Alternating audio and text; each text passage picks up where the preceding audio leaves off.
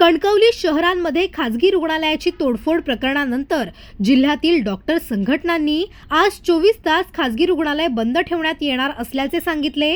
याच पार्श्वभूमीवर काही खासगी रुग्णालयात रुग्ण तपासणी बंद ठेवली असल्याने कणकवली तालुक्यातील आजूबाजूच्या गावांमधील रुग्ण हे कणकवली उपजिल्हा रुग्णालयात उपचारासाठी दाखल होत आहेत। रुग्णांनी देखील सरकारी रुग्णालयामध्ये चांगली सेवा मिळावी अशी अपेक्षा व्यक्त केली आहे।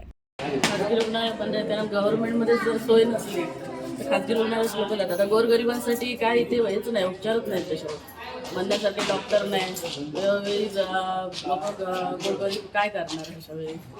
खूप म्हणजे लोकांना एवढी गरज होती की हॉस्पिटलमध्ये यायचं म्हणजे पण टेन्शन येतं, कारण जे नवीन डॉक्टर आहेत ते काही उपचार करतात। आता माझ्या वेळी पण झालेलं आहे, मी ते आलेली माझ्या म्हणजे छातीत दुखायचं म्हणून ॲसिडिटीमध्ये बदलले, अटॅक म्हणून सांगितलं, सीजन प्रॉब्लेम सांगितला, पण तिथं ओरोसला गेली, ओरोसला पण काय नाही बोलले, तिथनं बांबोळी गेले। आणि बांबोळीसारख्या ठिकाणी आम्ही दर आठवड्याला 15 आम्ही बांबोळीला जातो। म्हणजे मिस्टरांचं ऑपरेशन झालं, आम्ही माझी पण बांबोळीलाच झाली, तर इथे सोय नसल्यामुळे एवढे लांब जावं लागतं आम्हाला।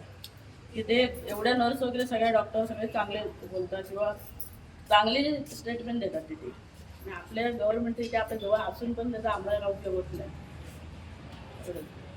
नाव काय? माझी मी भाऊ, मी 4 वर्ष कोरोनापासून मिस्टरांना घेऊन बांबोळीला दर 15 आठवड्याने आम्ही जातो। त्याच्याशिवाय आयुष हॉस्पिटल म्हणून आहे पेडण्याला, धारगळला आयुर्वेद, तिथे पण खूप चांगली सोय आहे।